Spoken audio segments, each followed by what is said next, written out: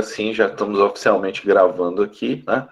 Então, vamos logo passar a palavra aqui para o João, que vai fazer sua exposição, sua fala de pesquisa e de estudo. João, com você. Obrigado, Igor. Obrigado.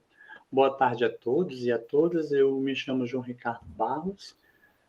Eu sou formado em Letras pela UFPA, Universidade Federal do Pará, no campus do Marajó, com uma pesquisa sobre Camus, intitulada La liberté humaine dans le contexte de la fatalité expresse no roman La Peste d'Albert Camus, que traduzido seria A Liberdade Humana no Contexto da Fatalidade expressa no romance A Peste, de Albert Camus. E no mestrado, aqui no estado do Pará, pela Unifesp, Universidade Federal do Sul e Sudeste do Pará, eu faço um trabalho de literatura, de crítica genética do conto A Pedra que Cresce, La Pierre qui Pousse, do livro O Exílio e o Reino, e também falo da presença do Camus no Brasil em 1949, quando ele esteve aqui no Brasil. O recorte da minha fala nessa tarde tem a ver com o meu trabalho, como já foi falado aqui, né, da época da Faculdade de Letras, né, pela UFPA, com o título La Peste d'Albert Camus, entre liberdade e fatalidade. Começamos. La Peste de Albert Camus é publicada em 1947, depois de 7 anos de dedicação do escritor neste romance símbolo e alegórico da ocupação nazista e da Segunda Guerra Mundial. Camus encontrava-se então na região francesa de Haut-Loire e dizia que escrevia para distrair naqueles tempos de dores e guerra. O romance foi traduzido no Brasil pela primeira vez por Graciliano Ramos, então autor já consagrado no mercado editorial nacional, e publicado em primeira mão pela editora José Olímpio no ano de 1950. A Peste seria a primeira tradução do romance do Camus no Brasil, marcado por aquele momento que convive entre padres e pastores, além de judeus refugiados por causa da guerra. Camus recebia ali, nas planícies do Haut-Loire, uma forte influência para a composição de seus personagens em La Peste. Assim, ele imagina a história de uma vítima do horror, mas, a princípio, não alcança em ir além da primeira fase de seu livro, pois acredita que não consegue se ater à realidade. Camus prossegue nos escritos do que seria um suposto romance, como vemos a seguir nesse trecho de leves descrições poéticas e insistência do personagem José Frigron de La Peste, quando uma repetição contínua e absurda tenta, entre rascunhos, iniciar a escrita de um romance, mas não consegue prosseguir nessa tarefa desafiadora, e repetitiva e absurda. Cito Camus. Numa bela manhã de maio, uma esbelta amazona, montada numa suntuosa égua alazã, percorria, no meio das flores, além as aleias do Bois. Camus, 1997, página 229. Assim nasce o personagem de José Frigron, um escritor que se mostra impotente perante a empreitada que deseja, que é descrever uma grande obra. Da mesma maneira como Camus se dizia sentir, da mesma forma, ele começa a nomear outros personagens do Panelier, ele retiraria daquela localidade, naquela região, Camus faz surgir o personagem jesuíta Panelu, personagem mais cristão até então em Camus, e a voz mais eloquente e persuasiva de La Peste. Homem fiel e defensor de Deus. Outro personagem é o jornalista francês Rambert, que se vê obrigado a ficar em Oran por causa do decreto do prefeito. O nome desse último personagem, cito novamente, Rambert, seria a alusão a Mont-Rambert, um bairro triste de Saint-Étienne. Segundo o próprio Camus, que poderia significar ainda literalmente meu Rambert, né? Mont Rambert, Monte Rambert ou Mont Rambert, poderia ter significado duplo também de meu Rambert. Já o nome do personagem principal da trama, o médico excético Dr. Rie, tem origem no nome do rio que ficava bem perto do Panelier e se chamava Riu. O interessante é que este mesmo Dr. Rie de La Peste lembra o Dr. Roger Forestier, um dos principais membros da resistência. E conhecido de Camus, assim como o Dr. Rie de La Peste, o Dr. Roger Le Forestier era um homem engajado pelas causas humanistas em Oran, em tempos de peste, agindo em Panelier, ajudando, salvando e hospedando judeus e os resistentes que se opunham à ocupação nazista. Aqui eu trouxe uma citação do Todd, Olivier Todd, de 1996, página 441. Mas há aspectos que se diferenciam entre os dois personagens, pois, enquanto o Dr. Rie se proclama ao padre Panelot como ateu, o Dr. Le Forestier, ao contrário, é profundamente religioso. É importante destacar esse aspecto a fim de que possa evidenciar o caráter autobiográfico da obra de Camus, sobretudo na composição desses personagens que, de certa forma, contém em cada um deles um pouco da história e vida e da personalidade do próprio autor. Daí que, ao falarmos da vida de Camus, não se pode desconsiderar a sua obra.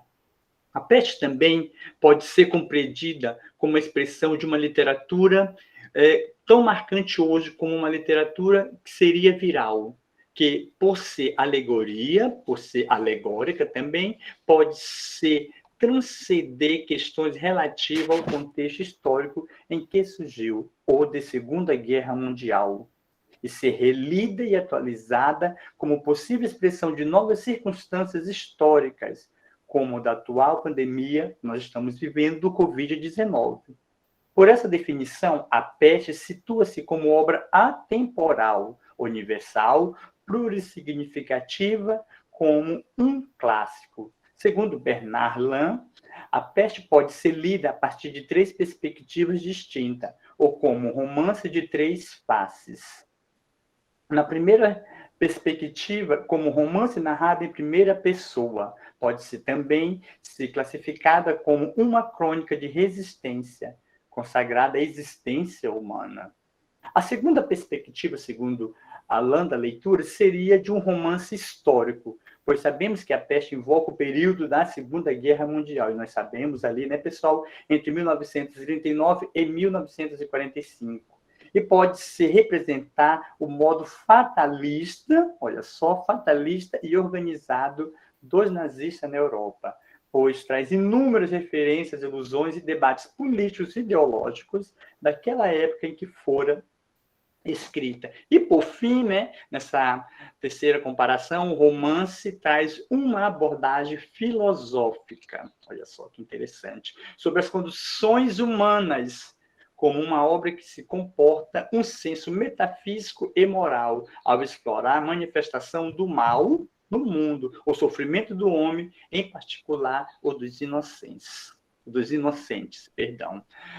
Na crítica literária que escreveu sobre este trabalho de Camus, Jacqueline Lévy-Valency considera que a peste, abre aspas, aparece como um ponto de conclusão, como uma coroação de um escritor e de uma obra que chegou à sua maturidade. E como o primeiro, olha só, o primeiro grande romance francês de imediato do pós-guerra. Aí eu cito Lévy-Valency, 1991, página 11, tradução nossa. O livro conta a fatalidade, olha só, o livro conta a fatalidade do drama de uma população prisioneira sem liberdade de escolha em sua própria cidade. Aqui nós vamos falar de Oran, a mando do prefeito que, tomando como justificativa a peste que assola a população local, despacha oficialmente um decreto sobre o fechamento da cidade. Cito o Dr. Rie, abre aspas, no dia que o número de mortos atingiu de um novo 30, Bernard Rie olhava o telegrama oficial que o prefeito lhe estendera, exclamando: Dois pontos. Declara estado de peste, fechem a cidade. Camus, 1997, página 60. Desta forma, a população aterrorizada acompanha o destino trágico e fatídico que leva à morte de seus familiares e amigos, sem nada poder fazer para ajudá-los. Cito Albert Camus. Foi só com o tempo, ao constatar o aumento das mortes, que a opinião pública tornou consciência da verdade. Camus, 1997, página 73. Em A Peste, o flagelo chega como uma cena surpreendente e inesperada, como uma repentina fatalidade, suprimindo logo então a liberdade. Do Isorranense, onde na manhã do dia 6 de abril, o Dr. Bernard sai do seu consultório e tropeça no corredor em um rato morto. O mal como símbolo fatal da peste começa a mostrar a toda a partir daquele dia. O rato morto é o índice anunciador da tragédia metonicamente, de toda epidemia, literal ou figurada. Afinal, foi com os ratos que, de certa vez, Camus se referiu em seus escritos aos alemães, que ocuparam a França e suprimiram suas liberdades. Simone de Beauvoir, ao abordar essa obra camusiana, já fazia referência ao seu caráter alegórico sobre a peste, pois representaria Paris ocupada pela Alemanha nazista, sem liberdade, durante a fatídica Segunda Guerra Mundial. Cito de Beauvoir. Camus, o autor de O Estrangeiro, acaba de publicar um livro importante, A Peste, que se trata da ocupação de Paris pelo exército alemão, sobre o disfarce da história de uma epidemia de peste em Wuhan. Ele descreve a terrível moléstia, a solidão da cidade sobre o qual ele se abate por detrás das portas cerradas pelo medo do contágio, o medo de uns e coragem de outros. Através de tudo isso, ele procura refletir sobre o sentido da existência humana, as razões, a maneira de aceitá-la. Beauvoir, 2000, página 28. Assim, enquanto criação literária, a trama de A Peste está sitiada na cidade de Wuhan, na Argélia. Sitiada em todos e a todos estão sem liberdade devido ao horror de uma fatalidade epidêmica da peste transmitida por ratos. Em sentidos alegórico e histórico, como apontando por Simone de Beauvoir, a peste estaria se referindo à ocupação da França pela Alemanha nazista, e que durou de 1940 a 1944, ou toda a trajetória do Holocausto. Poderia também se referir à ocupação da Argélia pela França, como representação alegórica atemporal à cidade sitiada de A Peste. Wuhan pode ser constantemente atualizada como expressão das opressões provocadas pelas guerras contemporâneas, dos refugiados políticos acolhidos em acampamento e até mesmo do próprio lockdown provocado pelo coronavírus, como nós vimos no ano passado. Como, de modo geral, tanto no passado como na contemporaneidade, todos estão sem liberdade pela fatalidade do que houve, e que há nos flagelos das pestes, onde hoje se manifesta, como estamos sabendo, pelo Covid-19. Nesse sentido, o livro A Peste pode ser considerado como um exemplo de literatura viral, ao tematizar contágios, epidemias e cenários apocalípticos, que podem evocar temores de ordem místico-religioso, tema este que ganha expressão em A Peste. Por exemplo, a partir do primeiro sermão do padre Pranelu, quando, no púlpito da igreja da cidade sitiada, cita a passagem do Êxodo, na Bíblia, relativa à peste no Egito, para exortar os fiéis de Wuhan sobre a origem divina de seu próprio flagelo de caráter punitivo que há, onde nos dá exemplo dessa fatalidade. Cito Albert Camus. Irmãos, caístes em desgraça. Que fatalidade. Irmão, vós o mereceste. Cadê a liberdade? Camus, 1997, página 88, acréscimo nosso. Na cidade de Belém do Pará, o escritor, ensaísta e professor e filósofo Benedito Nunes escreveu para o suplemento Arte e Literatura da Folha do Norte, em 14 de janeiro de 1951, o artigo intitulado Considerações sobre a Peste, onde Nunes focaliza o trama existencial e o engajamento coletivo que o flagelo conduz os moradores de Wuhan. Cito Nunes. Abre aspas, durante a peste, os homens abandonaram o emprego que possuía para juntar-se aos médicos nas lutas contra a epidemia. Provisoriamente, eles sabem dispor de sua liberdade. Nunes, 1951, página 4. Para Nunes, Camus representa o símbolo do homem livre, aquele que possui uma certa liberdade, que figura de Sísifo, que, na figura de Sísifo, mesmo que essa liberdade aparecesse na fatalidade representativa do mito de Sísifo, rolando a pedra do alto da montanha para de novo empurrá-la debaixo, até alcançar o cimo, de onde renovará pela eternidade seu trabalho de condenado. Nunes, 1951, página 4.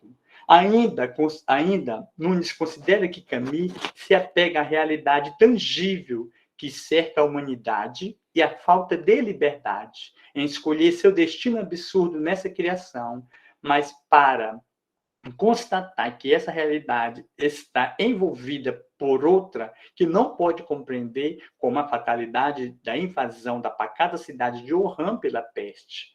Nessa circunstância, os cidadãos têm que lutar para se manterem humanos livres. Cito novamente Benedito Nunes, abre aspas. Dentro da cidade de Wuhan, os habitantes segregados não lutam apenas contra a enfermidade e essa enfermidade moral, lutam para conservar intactos seus sentimentos, lutam pela integridade da própria natureza humana e sua liberdade.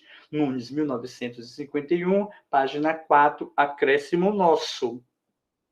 Em outras considerações... Oi. 5 minutos. Ótimo, obrigado. Em outras considerações sobre a ordem incompreensível da peste, Benedito Nunes afirma que a peste é aqui a manifestação de um poder supremo cujas determinações parecerão absurdas e desumanas, se vamos apreciá-las sem ter o coração preparado pela fé. Sísifo ligado a seu rochedo não é reconfortado pela esperança. Os personagens de A Peste, compreendido na ordem da catástrofe como joguetes de suas determinações, nenhum deles acredita em Deus. Nunes, 1951, página 4. Para a catástrofe, a qual podemos ver também como uma fatalidade explicada e explícita em A Peste, Camus propõe uma solução que parte de Sísifo. Haveria dois caminhos, o caminho da fé e o caminho da esperança. De acordo com Nunes, Camus preferirá o caminho da vida sem esperança, do desespero, capaz de gerar uma atitude lúcida e heróica, que é vivida por personagens que habitam em horror durante o flagelo, como os humanistas, o Dr. Rie e o ateu Tarrou. Desta forma, Nunes considera que A Peste é uma narrativa de cunho coletivamente engajada, capaz de arrancar do homem do absurdo o que somente poderia se fundamentar na necessidade de viver revoltando-se. O absurdo para Camus é um símbolo de liberdade que está na incompatibilidade entre o desejo de felicidade e a realidade de vida, que implica na fatalidade existencial do sofrimento e a consciência da morte. Ao tomar consciência do absurdo, a livre escolha cabe ao homem se situar entre a fé e a desesperança, como esclarece Nunes. A desesperança, como um dos símbolos da fatalidade, é a posição de Camus perante a vida, mas ao aceitar o absurdo da vida, pode-se conviver com ele e assim desfrutar da liberdade de laivos de felicidade. Para encerrar, tá bom? Em A Peste, configura-se a concepção deste homem comum que, em sua condição mortal, é imerso em seu cotidiano, faz a passagem da consciência do absurdo e do desespero da vida para a revolta e a resistência perante uma situação trágica. ao engajar sua liberdade em uma ação coletiva, para vencer o mal, e este mal, o da peste, visto como uma fatalidade real a todos. As referências estão em Bernard Lin, La Peste, de Albert Camus, 1996, a Simone de Beauvoir, Cartas a Nelson Erigron, Rio de Janeiro, Nova Fronteira, 2000, A Peste de Camus, 10ª edição, Record, 1997, Jacqueline Lévy-Valency, Conte de La Peste, de Albert Camus, 1991, Gallimard, e, por fim, Benedito Nunes, Consideração sobre a Peste, em suplemento Letras e Artes, de Belém do Pará, 1951. Obrigado a todos. Perfeito, João. Muito, muito, muito, muito bom. A próxima palestrante que vai aqui nos falar é o Gabriel Leva, né? Seja bem-vindo, Gabriel Leva. E aí, mais daquele esquema. 1 minutinho para você se apresentar, onde é que estuda, essas coisas básicas, e depois a gente conta os 20 minutos, ok? Fique com a palavra, Gabriel. Tá joia, Igor, obrigado. Eu vou colocar a apresentação aqui no slide antes que eu me embanane, e aí eu já continuo a partir daí. Pronto, perfeito. Vocês conseguem ver? Tá dando, né? Ainda tá rodando. Pronto. Já tá aparecendo aqui para mim na tela. Tá joia, então, tá joia. Bom, boa tarde, então, né, a todos e a todas. O meu nome é Gabriel Leva, eu sou aluno aí do 5º ano de Psicologia aqui da Faculdade de Filosofia, Ciências e Letras de Ribeirão Preto, do campus da USP.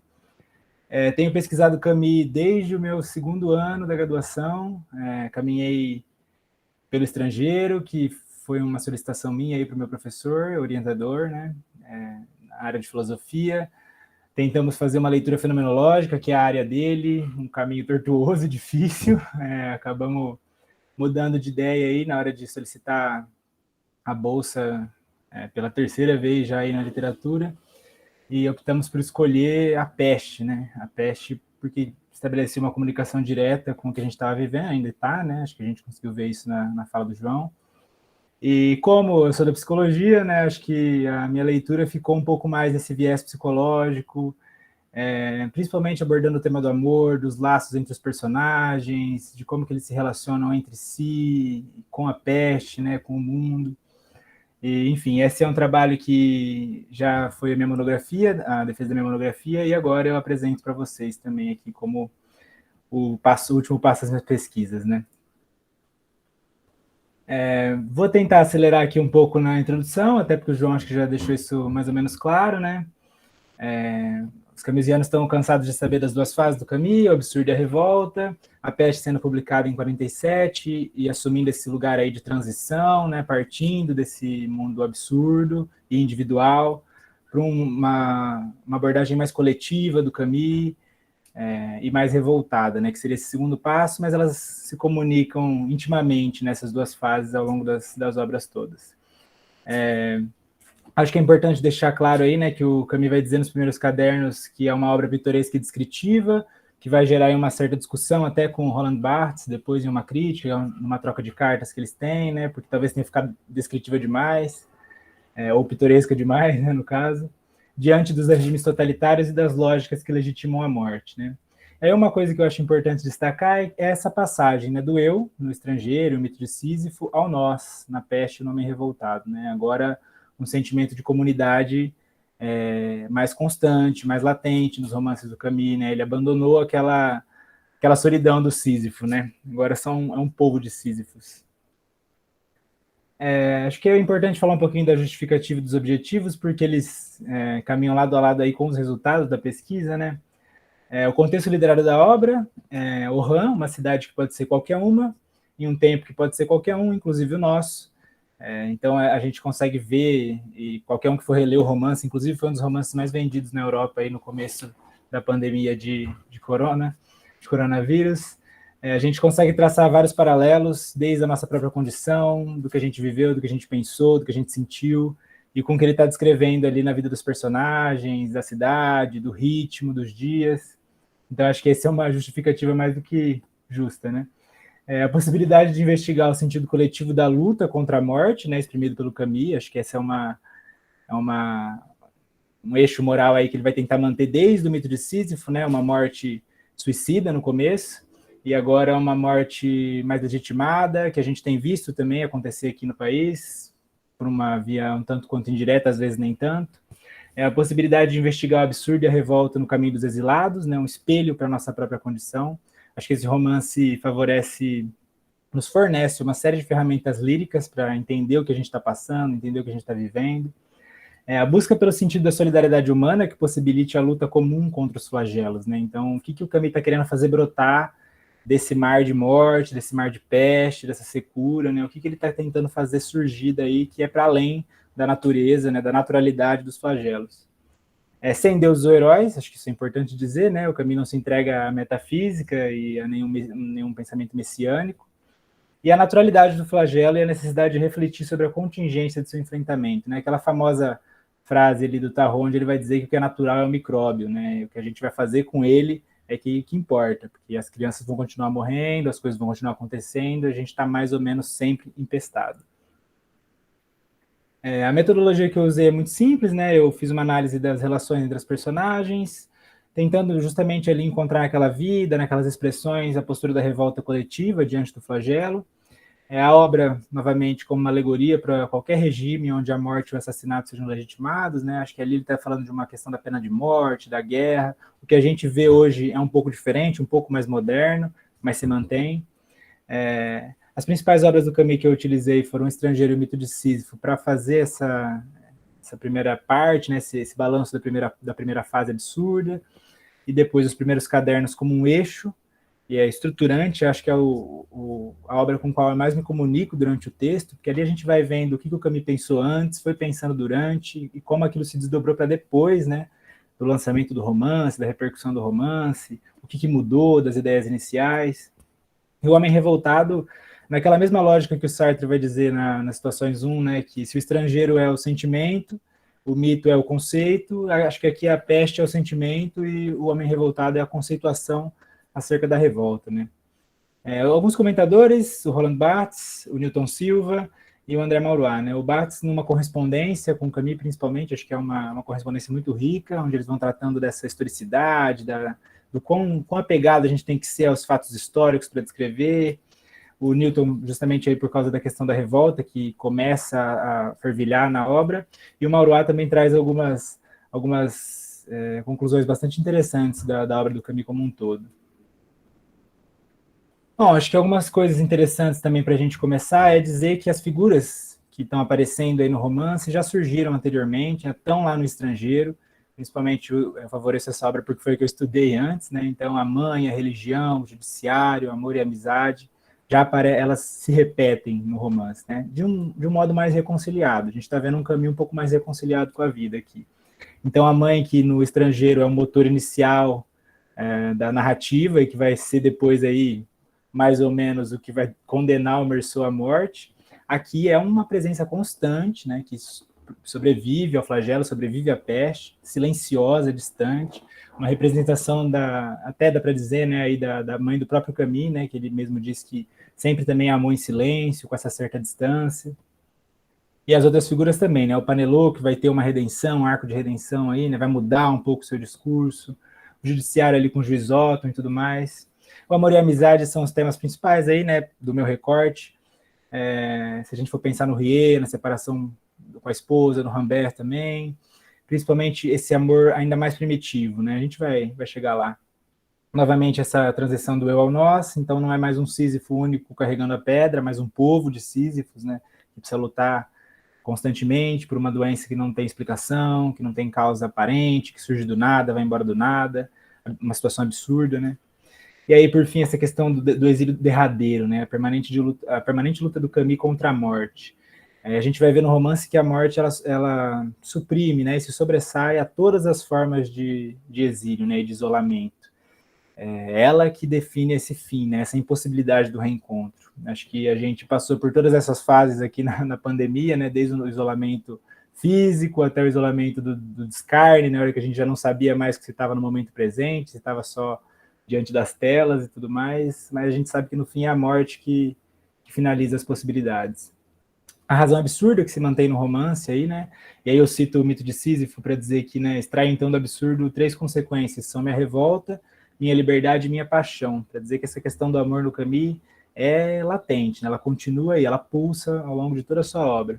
E aí, como puro jogo da consciência, transforma em regra de vida o que era um convite à morte. Justamente através dessa razão absurda, reencontrar na falta de sentido mesmo, na ausência da metafísica, e na vida, do jeito que ela é, absurda, cheia de flagelos, um amor para continuar, uma paixão para continuar vivendo. E aí o nosso recorte, né, o privilégio do amor na luta contra a morte. Aí acho que vale citar também que o amor já era um projeto para a terceira fase do Camus, né, que ele não conseguiu concluir por causa da morte tão absurda, né, quanto a vida aí. E acho que as representações dos mitos, o absurdo com o mito de Sísifo, a revolta com o mito de Prometeu, e o amor que viria a se concretizar com o mito de Nêmesis, né? Acho que a gente consegue notar bem esse meio do caminho na Peste. Ele está tentando fazer surgir aí um amor mais primitivo, anterior ao amor romântico, e aí viria provavelmente a ser o lema da sua terceira fase aí, que não se completou. Os antigos títulos também são informações interessantes da gente falar um pouquinho, né? Porque ele já pensava em tratar nesse romance sobre o exílio e sobre a prisão, né? Essa prisão da cidade sitiada, da cidade quarentenada. Ele vai querer chamar de os prisioneiros ou separados, né? Até nos cadernos a gente vê, quando eu estava lendo, pensei, mas cadê a peste, né? Cadê o nome? E no fim a peste chega, assume esse nome, e ele acaba abandonando os outros, né? Mas ele dizia, não, mas ainda que não seja um capítulo, vai ser alguma coisa sobre a separação, tudo. Aí ele vai falar um pouquinho do amor em Orhan, né, no romance. E ele vai definir esse amor como um pouco mais do que medíocre, né, do que mecânico. E aí ele vai dizer, né, o amor em Orhan a gente se ama como em qualquer cidade moderna, né, sem tempo, a gente ama sem saber, né, como no resto do mundo, por falta de tempo de reflexão, somos obrigados a amar sem saber. Ou seja, né, as pessoas lançadas naquele mecanicismo, o Camus que sempre retratou personagens proletários, trabalhadores, aí, né, que ele vai falar justamente do Grand, que nota que não há amor naquele universo, né, não há possibilidade para amar naquele universo. Não só esse amor, mas também o regime onde a peste lança os habitantes, né, a impossibilidade de grandes sentimentos, de memória, de criatividade, de imaginação, o descarne, né, não tem mais corpo esse amor, então que amor é esse? E é aí que ele faz surgir um profundo amor pela vida, que é tão incompreensível quanto o flagelo, né? Até o Barthes vai dizer isso, que o amor e a solidariedade que ele faz surgir são de metal tão duro quanto a peste. Né? Também não se sabe como naquele caos todo, e agora que a gente viveu isso aí mais ou menos em algum nível, a gente também não está encontrando muito esse amor de onde que ele está surgindo, de onde que ele está brotando, né? E aí o Barthes vai dizer, né, se a peste é um mal infundado, sem rosto ou causalidade, a simpatia também é um bem sem necessidades justificativas para unir os homens e fazê-los viver. Então é anterior a essa ideia de amor romântico, a essa ideia de um amor como projeto, de vida, né, o príncipe encantado, a princesa encantada, é aquela ideia de que a gente precisa sobreviver, a gente precisa se ocupar das questões diretas da nossa sobrevivência antes que a gente não possa mais, né? É preciso curar os nossos doentes, né? Lutando com armas modestas e jamais mortíferas. Aí vale aquela defesa da postura do verdadeiro médico, né? Que a revolta do Camus se recusa a matar, né? Se recusa a justificar a morte, né? Pelo menos em ideia, que a morte é esse limite que a gente não ultrapassa, né? Apesar de colocar um limite, a morte a gente não ultrapassa. Aí uma frasezinha também dos cadernos do Camus, que é, né, o que ilumina o mundo e o torna suportável é o habitual sentimento que temos nos nossos laços com ele, e mais particularmente do que nos liga aos seres.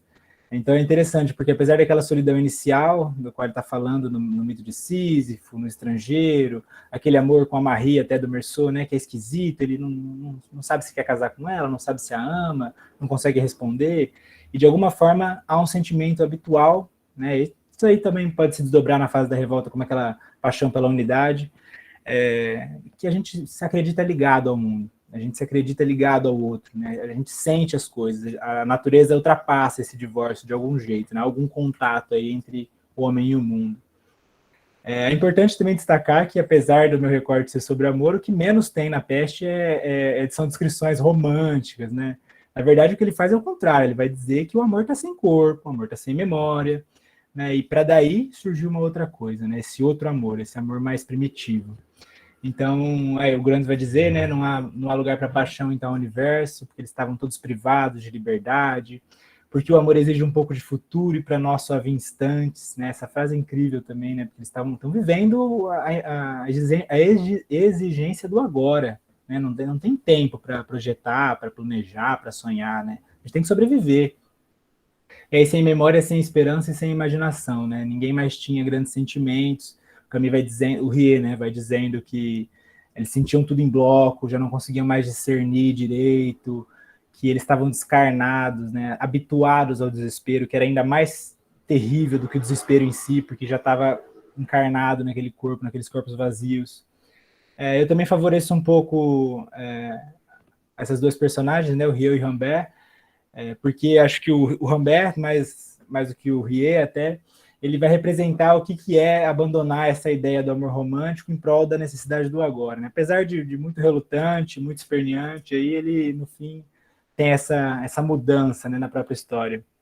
O Rie narra a história tomando o partido das vítimas, né? E aí ele já vai fundamentar 3 certezas, que eu também acho muito legal, né? O amor, 3 certezas em comum, entre eles empestados. O amor, o sofrimento e o exílio. Então, apesar dessas duas questões terríveis, né, exilados e sofrendo, ainda há uma coisa ali, né? Ainda há uma coisa que os liga. Então é esse amor, que amor é esse, né? Aí o Camus, fazendo aí também esse jogo que o João fez, né, de aproximar a biografia do autor com a obra, o Camus também separado da sua esposa, da sua pátria, também separa o Rie e Rambert das suas amadas, né? O Rambert com essa questão de ser um estrangeiro ali, né? Esse jogo não é meu, essa vida aqui não é minha, essa batalha não é minha, até redescobrir que é. E o Rie, que na verdade fez o movimento inverso, né? O Camus que foi tratar a tuberculose, ele inverteu, né? Ele fez a mulher aí se tratar e o Rie que ficou. Então a questão da abstração do Rie, né? Que é uma acusação que o Rambert faz para ele, ao pedir para o doutor, né? O doutor, me ajeita para eu poder sair, eu não sou daqui, né? Eu fiquei preso, foi um engano. E aí o Rie, comprometido a seguir o protocolo, comprometido a salvar o máximo de vidas possíveis, nega. Mas ele nega dizendo, eu acho que você está certo, eu acho que você tem que correr atrás da felicidade, mas eu não posso te ajudar, né? Porque eu também acho que o que eu estou fazendo é muito importante. E aí o Rambert vai acusar ele de viver na abstração. E o Rie vai se colocar, mas abstração? Eu vivo na abstração? E ele diz, né? Eram realmente abstração esses dias passados no hospital, onde a peste se saciava em dobro, elevando a 500 a média de vítimas por semana? Ou seja, né, eu estou abstraindo quando eu estou aqui lutando todo dia para que as pessoas permaneçam vivas, para que elas sobrevivam, para que eu faça o máximo possível para não deixar a morte se saciar mais e mais. Né? E aí ele vai dizer, né? Chega o momento que a abstração... Gabriel? Oi. Oi, só para te avisar, 5 minutos. Tá joia. Chega o momento que a abstração se mostra mais forte que a felicidade, que é preciso então e só então levar em consideração. E aí o Rie vai dizer, né, nessa ideia do amor tão profundo e tão diferente do que a gente conhece, ele vai dizer, ó, nada no mundo vale que nós nos afastemos daquilo que amamos. Eu acho essa frase incrível, né? E contudo também eu me afasto, sem que possa saber por quê. É um fato e só. Registremos-lo e aceitemos suas consequências. Né? Ou seja, minha esposa está longe, eu podia sair daqui, eu podia tentar, mas que amor é esse? Né? Também não sei por que eu me afasto, por que eu luto por essa comunidade. O Rambert, né, reforçando a ideia da prisão dele em Johan, o estrangeirismo da condição onde ele está, né, essa ideia de que ele não pertencia àquele lugar. E aí o Rie vai dizer para ele, né, o jornalista tinha razão na sua impaciência de felicidade, mas teria razão quando o acusava? O trabalho com os empestados, né, que pouco a pouco transforma o Rambert. Ele decide, tá, então até eu fugir eu vou trabalhar aqui. Né? E ele trabalha sem se poupar de maneira ininterrupta, com os olhos de certo modo fechados, desde a aurora até a noite. Né? Ele continua ali nas organizações sanitárias, tentando lidar com os empestados, lidando com os empestados, né? E aí ele vai chegar nessa transformação final, né? Há vergonha em ser feliz sozinho. Apesar de tudo, há vergonha, né? Eu me envergonho de abandonar esse povo, que agora também é o meu povo, que também é a minha história. Nas profundezas da lógica da peste, brota um sentimento tão absurdo quanto o flagelo, que só poderia se definir pelo esforço da comunidade em prol da manutenção da vida. Para concluir, né, por fim, acho que vale reforçar a ideia da temporalidade do Camus. Acho que, como eu já disse, a gente vai lendo esse romance pensando quantas vezes a gente já não se separou quantas vezes a gente já não fugiu daquilo que a gente ama, né? Acho que isso na clínica é uma coisa que a gente vê muito, a gente continua fugindo daquilo que a gente ama, sem saber bem o porquê, contudo, continuo fazendo, né? O exílio do Camus, e agora o nosso, que estabelecem essa comunicação profunda. O que a gente já devia ter aprendido com a peste, ainda não aprendeu, né? Acho que a gente não está reproduzindo esse sentimento profundo de comunidade hoje. Na verdade, a gente tem visto um terror ainda mais profundo, mais sem esperanças, mais absurdo. A necessidade de reinventar a nossa consciência e lucidez. Acho que o Camus é um autor sobre a lucidez, né? Apesar de tudo, né? Dizer como que a gente mantém essa luta firme, sem destruir os polos da atenção, sem esquecer a ideia da absurdidade, né? Mantendo a consciência lúcida. Aí eu trouxe também uma frase dele quando ele foi receber o Nobel em 57, né? Traduzido para Stromberg, que eu acho que se comunica muito com a gente, tem quase 70 anos, né, essa frase, mas tudo bem. Cada geração, sem dúvida, julga-se destinada a refazer o mundo. A minha, entretanto, sabe que não reformará. Mas seu papel talvez seja maior. Consiste em impedir que o mundo se desfaça. Né? O que a gente tem feito para impedir que o nosso mundo se desfaça, né? Agora que ele está se esfarelando. Por fim, é preciso querer não ser empestado, lutar para não sê-lo. Né? Seja peste literal, um vírus contagioso e mortal, uma bactéria, os ratos, seja a peste das lógicas assassinas que justifica a morte. É isso, gente. Muito obrigado. Muito bom, Gabriel. Parabéns pela tua explanação sobre a peste, né? Tivemos aí 2 apresentações sobre a peste. Eu acho que se não deixou o público curioso, que ainda não leu sobre, com certeza aqueles que leram ficaram admirados com as exposições tanto do João quanto a sua. A próxima que vai falar é a Michele, grande Michele, e ela vai falar sobre revolta e arte, né? Mesmo esquema, Michele, 1 minutinho para você se apresentar, né? Depois eu já conto os 20 minutos, quando tiver faltando 5 eu apareço e falo 5 minutos. Fique à vontade, Michele. Tudo bem. Boa tarde a todas e todos. Meu nome é Michele, eu sou graduada em Filosofia pela Unicentro e eu sou mestranda em Filosofia pela PUC-PR. Eu preparei uma apresentação para hoje, eu vou colocar aqui na tela.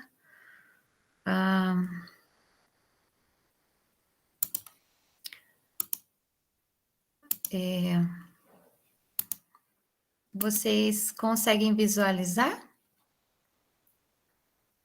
a apresentação? Agora sim. Sim? Sim. Pronto, perfeito, Michele. Tá, tudo bem, obrigada. Então, o título que eu preparei para hoje é um fragmento da pesquisa que eu estou desenvolvendo no mestrado, que é a existência, né, sobre existência, absurdo, revolta e arte no pensamento de Camus. Essa pesquisa, então, ela conta com o apoio da CAPES e o orientador dela é o professor Gelson Oliveira. Então, eu inicio aqui com uma citação de Camus que retrata bem essa pesquisa. Em toda revolta se descobre a exigência metafísica da unidade, a impossibilidade de apoderar-se dela e a fabricação de um universo de substituição. A revolta, de tal ponto de vista, é fabricante de universos. Isso também define a arte. A bem dizer, a exigência da revolta é, em parte, uma exigência estética. Então, assim, os conceitos principais que serão tratados, né, é o absurdo, a revolta e a arte. Então, primeiro, né, a revolta, ela possui uma dimensão estética, pois Camus pensa o movimento da revolta semelhante ao movimento de criação que acontece na arte, no sentido de criar, né? E nesse caso, a criação diante do problema do absurdo da própria existência. Mas, para compreender esse processo, é preciso, primeiramente, entender o que é o absurdo. No início da obra, O Mito de Sísifo, Camus nos diz a esse respeito: as páginas que se seguem tratam de uma sensibilidade absurda, que podemos encontrar esparsa no século, e não de uma filosofia absurda que o nosso tempo, para dizer com propriedade, não conheceu, Mas vale a pena notar, ao mesmo tempo, que o absurdo, encarado até aqui como conclusão, é considerado nesse ensaio como ponto de partida. O caráter absurdo e desesperador emerge da experiência humana. No entanto, não está reservado a um lugar conclusivo e tenebroso, mas é visto como ponto de partida, um convite à lucidez, ao despertar da consciência do indivíduo, a respeito da própria vida, do humano, da existência, da morte, da revolta, da liberdade, da criação. Então, a obra de Camus, ela está permeada por uma sensibilidade mesmo acerca dessas questões humanas. Então, assim, a noção de absurdo, ela está fundamentada em uma contradição que exprime o desejo do sujeito de encontrar unidade e transparência, enquanto o mundo lhe devolve diversidade e opacidade. Então, o absurdo nasce desse confronto entre o chamado humano e o silêncio irracional do mundo. Permanecer no absurdo, mesmo no ato de revolta contra ele, implica em manter lucidamente o confronto entre o homem e o mundo. Thomas Poser sugere que Camus concebeu o absurdo como uma relação de tensão, de desproporção, pois se de um lado existe, então, as aspirações de uma pessoa, do outro mundo que não corresponde a elas. Desse modo, a essência da definição de absurdo seria uma tensão entre as aspirações humanas e um mundo decepcionante. Outro aspecto importante a ser destacado é que em Camus o absurdo é um fato de sensibilidade, o sentimento absurdo. É uma paixão e um mal do espírito, que é a noção de absurdo, e Camus, ele tenta descrever o absurdo com o intuito, então, de analisar se ele conduz logicamente ao suicídio. Então, a experiência do absurdo, ela surge de um despertar, de uma ruptura com a vida cotidiana. Então, enquanto o sujeito desempenha papéis atribuídos a ele sem questionar, por exemplo, enquanto vive apenas como o funcionário de uma empresa, como um estudante, como aquela mulher que é empresária tarefada, como aquele motorista viajante cansado, como aquela que é a mãe, enfim, todos que desempenham papéis sem questionar de fato o que constitui a totalidade da vida e prosseguem a viver de modo ingênuo, ainda não conhecem o absurdo. Porém, o absurdo pode surgir em uma pessoa qualquer, e em um dia qualquer, a pergunta pelo sentido sobressalta os olhos e o coração. Então, o absurdo bate à porta. Essa sensibilidade absurda se trata de um sentimento vivenciado pelo indivíduo. E sobre esse ponto, Camus afirma que a pergunta fundamental da filosofia seria justamente julgar se a vida vale ou não ser vivida. Então, desse questionamento deriva o perigo de morte ou eleva a paixão de viver. E aí Camus nos pergunta, né, que dada a constatação, né, o sentimento do absurdo, o indivíduo estaria inclinado ao suicídio? E essa, então, é a importante questão. Eu cito Camus. Assim, quando se expressa o singular estado de alma, em que o vazio se torna eloquente, e que se rompe a corrente dos gestos cotidianos, e que o coração procura em vão pelo elo que lhe falta, ela é, então, o primeiro sinal de absurdo. Eu cito Camus. Cenários desabarem é coisa que acontece. Acordar, bonde, 4 horas no escritório ou fábrica, almoço, bonde, 4 horas de trabalho, jantar, sono, segunda, terça, quarta, quinta, sexta e sábado, no mesmo ritmo. Um percurso que transcorre sem problemas a maior parte do tempo. Um belo dia surge o porquê e tudo começa a entrar numa lassidão tingida de assombro. Comece, e isto é importante. A lassidão está ao final dos atos de uma vida maquinal, mas inaugura ao mesmo tempo um movimento de consciência. Ela o desperta e provoca sua continuação. A continuação é um retorno inconsciente aos grilhões, ou é seu despertar definitivo. Depois do despertar vem com o tempo a consequência, o suicídio ou o restabelecimento. Então, o momento em que o indivíduo percebe a falta de sentido que perpassa a vida humana, que vão surgir, então, essas duas consequências, né? O suicídio ou a revolta. Então, dada a constatação do absurdo, as consequências analisadas por Camus serão o suicídio físico e filosófico, e também, quando se mantém o absurdo, a atitude da revolta. Como afirmado anteriormente, o suicídio, em certo sentido, ele também expressa um ato de revolta. Porém, quando observado com uma visão mais profunda, é perceptível que ele implica também o ato de abdicação da vida, enquanto a revolta, ela não renuncia, mas reivindica. Então, nós temos, então, o suicídio físico, né, a morte do corpo, o suicídio filosófico, que significa a morte do pensamento, né, onde o pensamento nega a si mesmo e tende a superar-se no que diz respeito à sua negação. A negação é o Deus, que só se sustenta pela negação da razão humana, corresponde a uma fuga do absurdo que busca o refúgio na fé. E temos também a revolta, enquanto recusa da morte e enfrentamento do absurdo. Nesse sentido, Camus nos diz: ao rejeitar a morte, a consciência lúcida diante do absurdo e a revolta configuram recusas que exprimem o contrário da renúncia. Em vez de renunciar, o coração humano torna-se irredutível e apaixonado, repleto de ânimo e vida. Cito Camus. Trata-se então de morrer irreconciliado, mas não de bom grado. Nesse sentido, o absurdo traz consigo olhos lúcidos e conscientes acerca da própria realidade. A revolta, um encorajamento a experimentar a liberdade para criar a vida. Eu cito Camus. Partindo de uma consciência angustiada do inumano, a reflexão sobre o absurdo retorna no final de seu percurso ao próprio seio das chamas apaixonadas da revolta humana. Então, do absurdo são extraídas 3 consequências: a revolta, a liberdade e a paixão. Através da lucidez e consciência, é transformado em regra de vida o que antes era convite à morte, e assim rejeita-se o suicídio.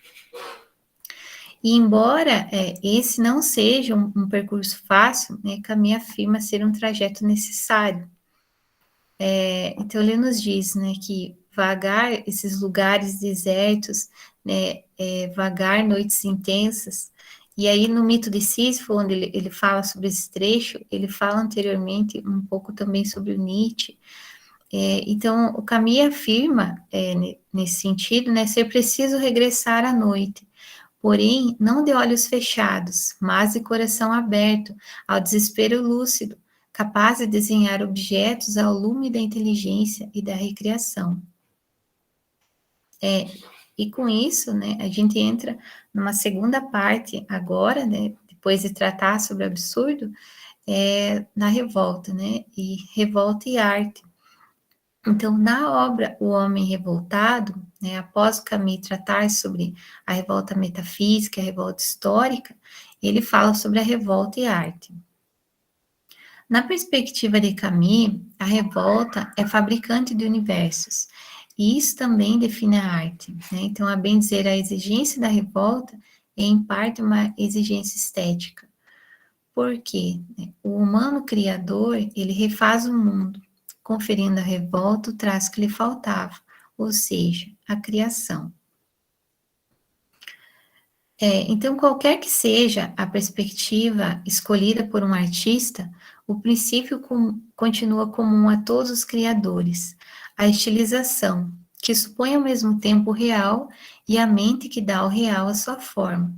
Através dela, o esforço criador refaz o mundo, e sempre com uma ligeira distorção que é a marca da arte e do protesto. A realidade é de algum modo forçada.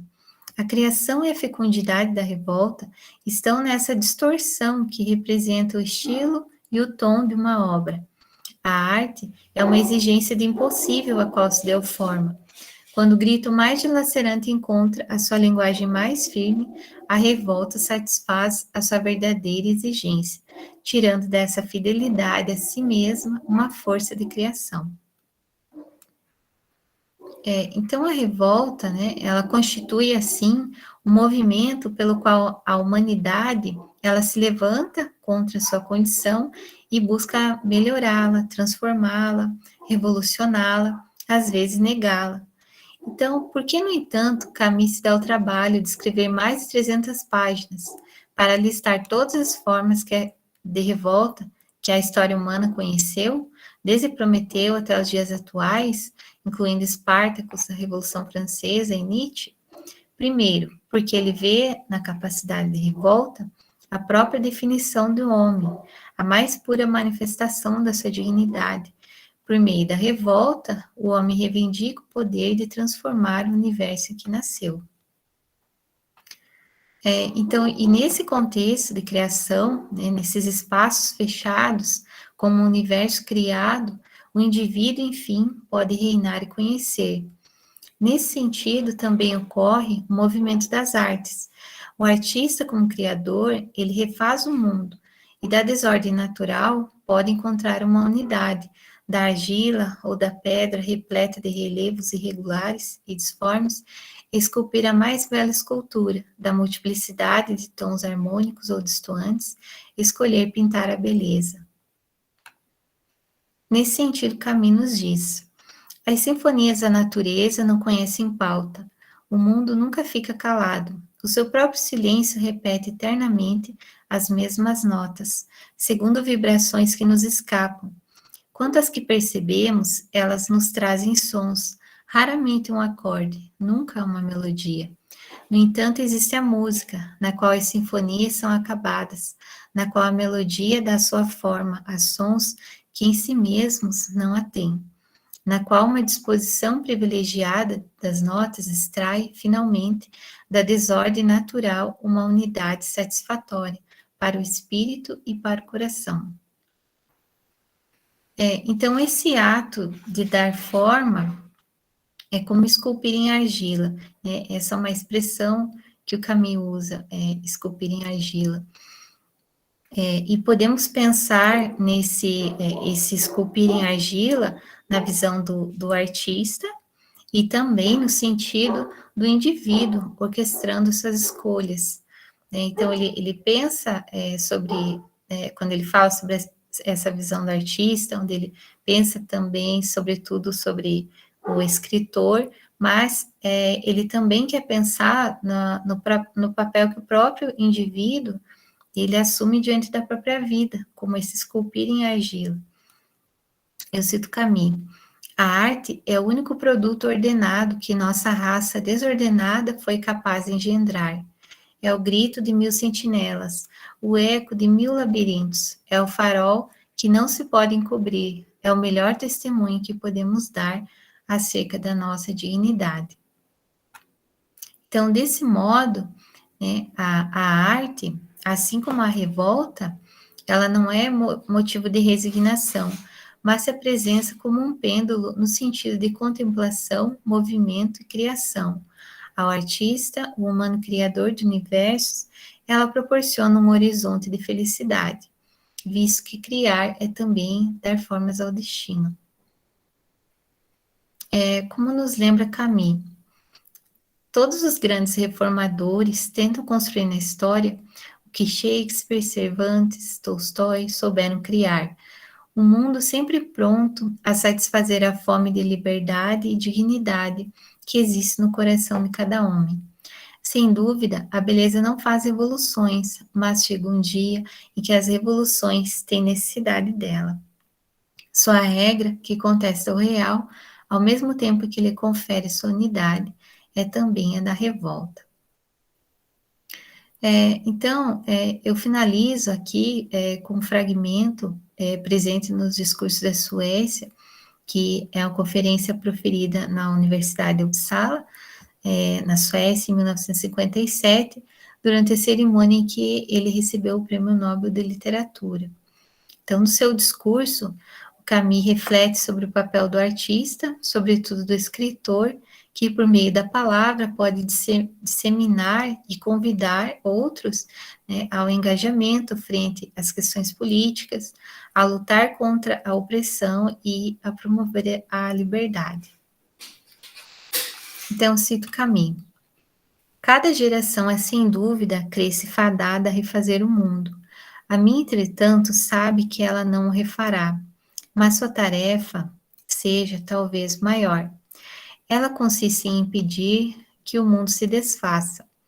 Herdeiros de uma história corrompida, onde se confundem as revoluções e caídas, há técnicas que se tornaram loucas, os deuses mortos e as ideologias extenuadas, onde os poderes medíocres podem, hoje, tudo destruir, mas sem saber convencer, onde a inteligência foi rebaixada até se tornar serva do ódio e da opressão. Essa geração teve, nela mesma e em torno dela, restaurar, a partir de suas próprias negações, um pouco daquilo que constitui a dignidade de viver e de morrer. Frente ao mundo ameaçado de desintegração, onde nossos grandes inquisidores arriscam estabelecer para sempre os reinos da morte, ela sabe que deveria, em uma espécie de corrida louca contra o relógio, restaurar entre as nações uma paz que não seja aquela da servidão, reconciliar novamente trabalho e cultura e refazer com todos os homens uma arca da aliança. Não é certo que ela possa, alguma vez, realizar tarefa imensa, mas é certo que em toda parte no mundo ela já sustente sua dupla aposta de verdade e liberdade, e a ocasião saiba morrer sem ódio por ela. É ela que merece ser saudada e encorajada em toda parte, onde quer que ela se encontre, e sobretudo lá onde ela se sacrifica. É sobre ela, em todo caso, que, certos de seus acordos profundos, eu gostaria de responder à honra que vocês acabam de me fazer. E eu cito mais um fragmento, então, do discurso dele. Pode-se esperar, como eu, por uma chama mais suave, uma pausa para reflexão, mas talvez não haja outra paz para o artista, a não ser a que ele encontra no calor do combate. Cada parede é uma porta, disse corretamente Emerson. Não procuremos a porta e a saída em qualquer lugar, exceto na parede contra a qual estamos a viver. Em vez disso, procuremos a pausa onde ela se encontra, no ponto mais espesso da batalha, pois, na minha opinião, e é aqui que vou fechar, é lá que ela está.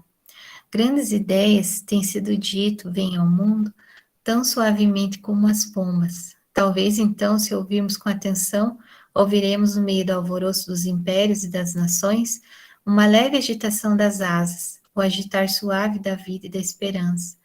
Alguns dirão que essa esperança reside numa nação, outros num homem.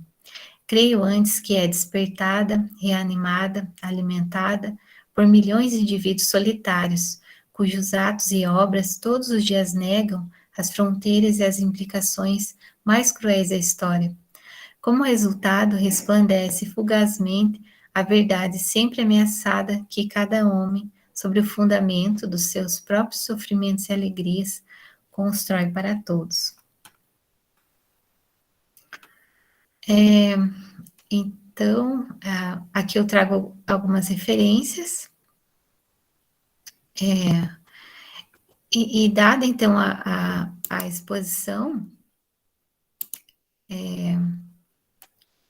eu vejo, assim, que o papel da revolta ali, né, reconhecendo, então, todo o absurdo da existência, né, o papel, quando ele fala sobre o papel do artista, eu acredito que ele quer pensar, né, nessa função do artista, mas ele pensa também quanto ao papel de cada um, nesse sentido de recriar a própria vida, nesse sentido de ter os olhos lúcidos diante dela, e ele mostra também esse caminho através da arte, né, como possibilidade de recriação de universos. Acho que seria isso. Perfeito, Michele. Foi precisa, né? Deu os 20 minutos mesmo, e excelente exposição acerca de um tema que é muito importante para o Camus, que é a arte, né? Ele vivia, respirava arte, ele fazia arte o tempo todo. Muito obrigado por esse momento, Michele. Obrigada. E agora é a vez de mim, da minha pessoa, né? eu vou falar sobre um tema que não está tão presente assim, então já vou contar aqui, porque já vou colocar não vai ter exposição de coisa, vai ser mais em oralidade mesmo. Vamos lá, já vou contando aqui. Bom, boa tarde, né, a todos e a todas. Meu nome é Igor Pontes, né? Apesar de, eu acho que está aí Rafael Pereira, mas é porque eu estou usando a conta dele para fazer a gravação, né? Sou graduando em Filosofia pela Universidade Estadual do Ceará. Também realizo alguns procedimentos relacionados ao ensino de filosofia, tanto no particular quanto cursos, minicursos, eventos, minicursos e coisas do tipo, né? E estou na organização aí do ENEPAC 2021 e também lidero, estou na frente do GEAC, que é o Grupo de Estudos em Albert Camus, fundado em 2011 na Universidade Estadual do Ceará, né? Um grupo de alunos fundou o GEAC na necessidade de aumentar e ampliar o estudo de Albert Camus nas faculdades. Então, desde então, a gente está realizando palestras, eventos, apresentações radiofônicas, podcasts, apresentações no YouTube, né? E estamos aí desde 2011 nessa atividade, né? Bom, o tema que eu vou fazer aqui para vocês é o sofrimento infantil, né? Na perspectiva da obra de Albert Camus, né? A lista de frequência já está disponível, né? Já está disponível aí no chat. Eu vou mandar de novo aí para vocês, tá certo? E aí vocês assinam que essa é a última lista de frequência do evento, certo? A frequência não será contada na peça, mas enfim. Então a gente apresenta essa perspectiva do sofrimento infantil na obra de Albert Camus como algo extremamente peculiar e iniciativo, certo? É uma pesquisa que está embrionária, né? Ainda falta aí seus primeiros passos no sentido de pegar mais referências, né? Tanto de outros autores como dele próprio, mas o que eu trago aqui para vocês é um esqueleto, né? Um projeto geral, né? De um tema que nos é muito caro, que é a questão do sofrimento das crianças, né?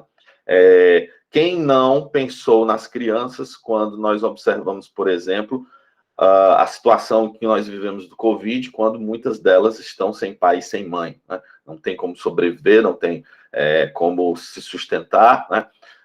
Há vários projetos de lei já nesse sentido, para aqueles chamados órfãos da Covid, né? Mas isso não é um caso apenas brasileiro, isso é um caso mundial, e não só da própria Covid, mas também de guerras, de situações limites, né?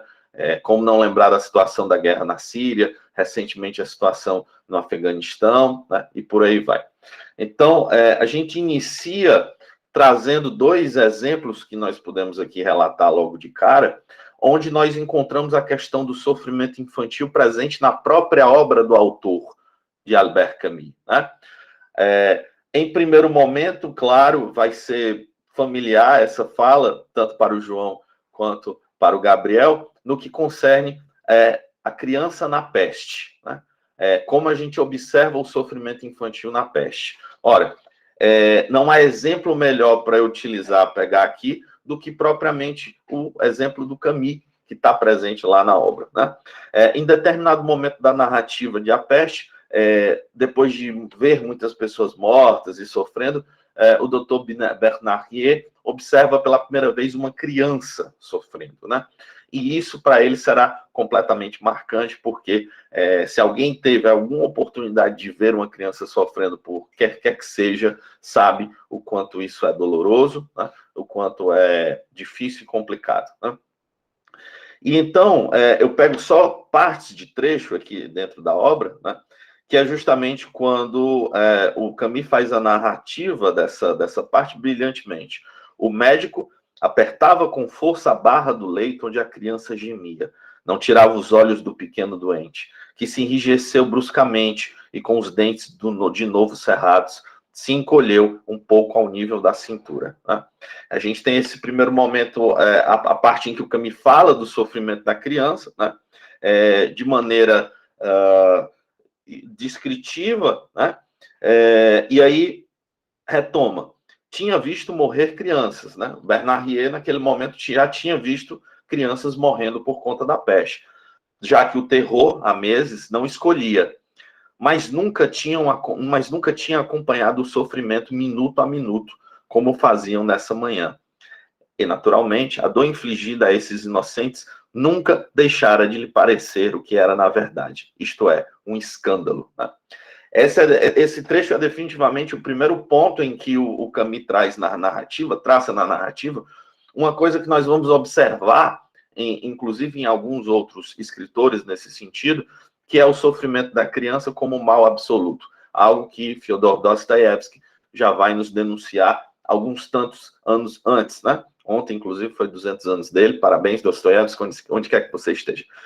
Mas o que passa nessa narrativa, né, em que se põe a páginas e páginas, é justamente um confronto entre a religião e a ciência, entre a visão do sofrimento infantil na religião e a visão do sofrimento infantil pela religião, depositada aí na personagem Panelot. Claro, existe um grande problema ali. Panelot tenta contrapor, tenta dizer que não, vai ficar tudo bem, a criança vai sofrer mesmo, é assim, coisas da vida, coisa que acontece e tal, e isso traz um sentimento a Bernard-Rier de revolta, né? A qual ele briga, a qual ele xinga, né? Enfim, realiza ali procedimentos para com o próprio médico. A ação se passa, páginas depois, a criança tem uma leve melhora, e é quando finalmente os dois descansam ali, né?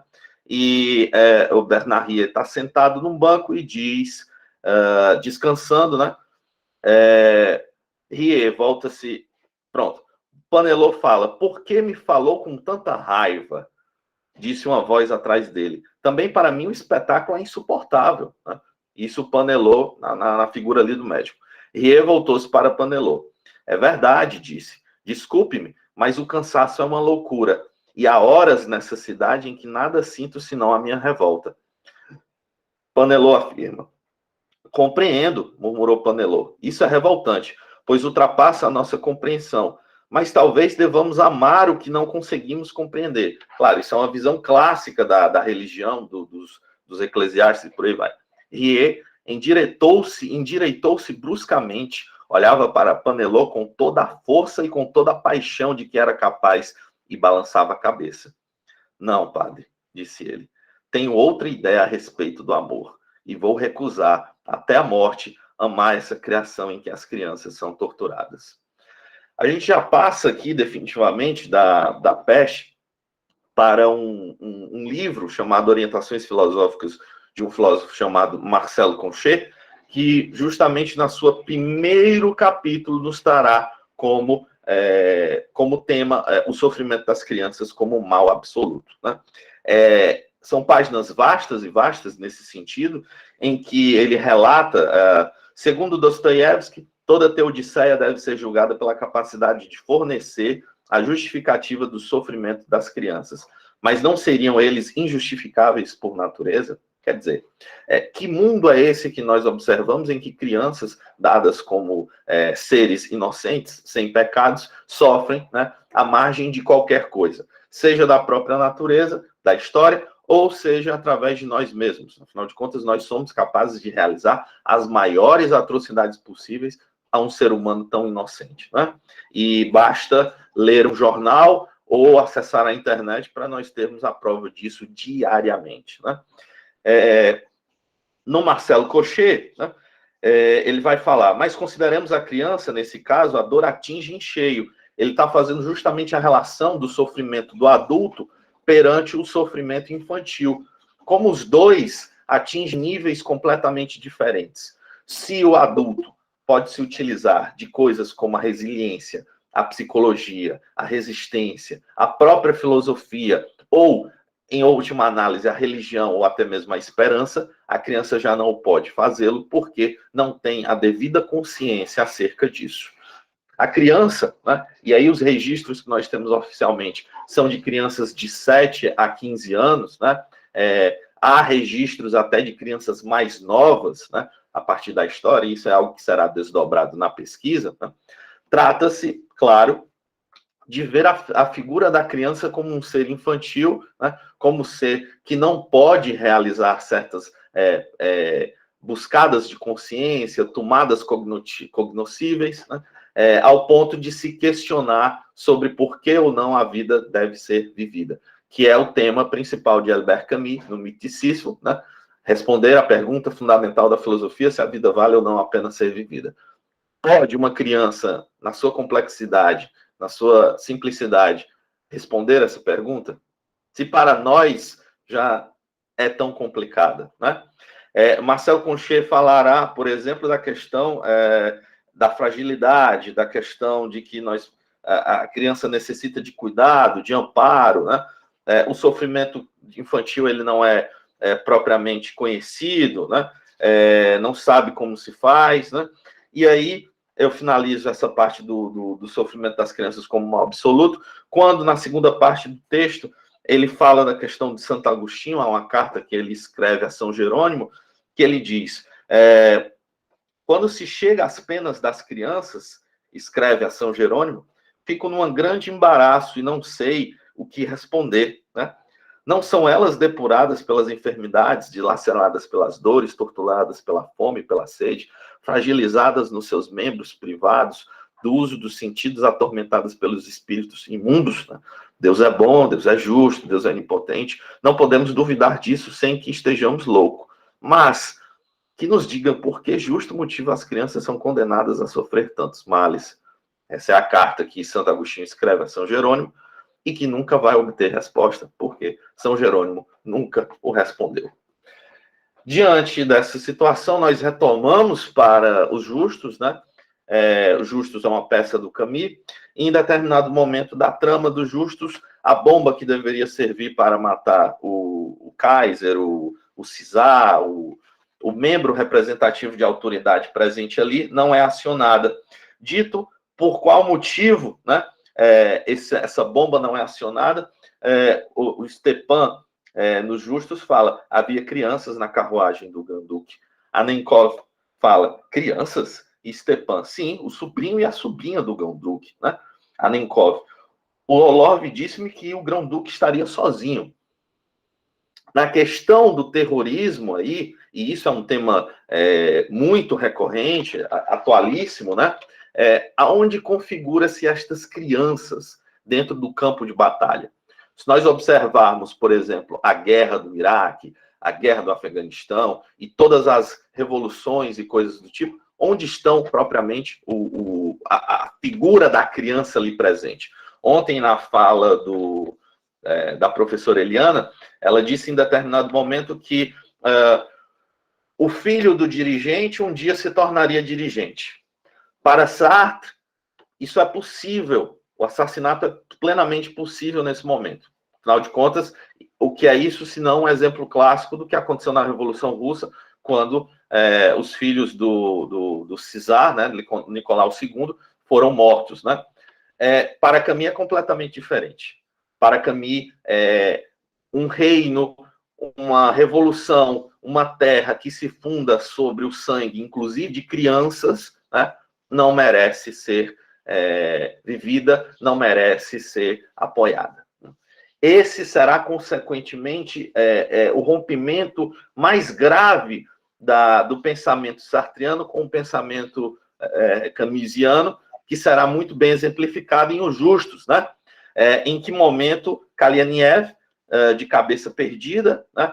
Porque ele é que vai sofrer as consequências disso, fala, eu não sabia, não podia prever. Crianças, sobretudo crianças, vixe as crianças, esse olhar sério que tem às vezes, não fui capaz de as olhar direto. E, no entanto, num instante antes, no canto sombrio do pequeno lago, eu estava feliz. Juro-te, quando as lanternas da carruagem começaram a brilhar ao longe, senti o meu coração bater de alegria. Batia cada vez mais forte, à medida que o barulho das rodas de carruagem aumentava. E esse barulho estava dentro de mim. Tinha vontade de saltar. Creio mesmo que ria e dizia, sim, sim, compreendes? Corri para ela. Foi nesse momento que os vi. Não riam eles. Vinham muito sérios e olhavam em frente, para nada. Como pareciam tristes, perdidos os seus uniformes de parada, as mãos colocadas em cima das pernas, o busto rígido, não vi a grande duquesa, só os vi. Se me tivessem olhado, julgo que teria lançado a bomba, para apagar ao menos os seus tristes olhares. Mas eles olhavam sempre em frente. Então, não sei o que se passou. Os meus braços enfraqueceram de repente, as pernas tremiam. No instante depois era tarde demais. Dora, foi um sonho ou se nos tocaram nesse momento exato? Nós estamos falando de um terrorista que, ao ver que as crianças estavam da carruagem, não conseguiu solucionar o problema. Dora será, consequentemente, a personagem que apoiará Kaleniev. Não, Yanek, não foi sonho. Né? E segue-se, claro. Né? Mas, claro, Kaleniev fala, né? É verdade, né? Ele ali estava na organização para absolutamente tudo, inclusive matar. Mas não me deram ordens de assassinar crianças. Né? Esse tipo de ética, esse tipo de forma, né?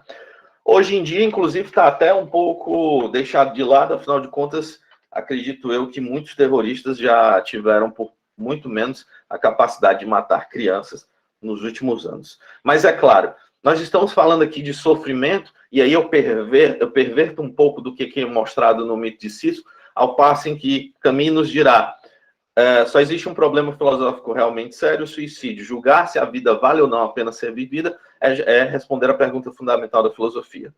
Só existe um problema filosófico realmente sério, o sofrimento das crianças. Julgar a razão e o motivo por qual elas sofrem é responder a pergunta fundamental da filosofia.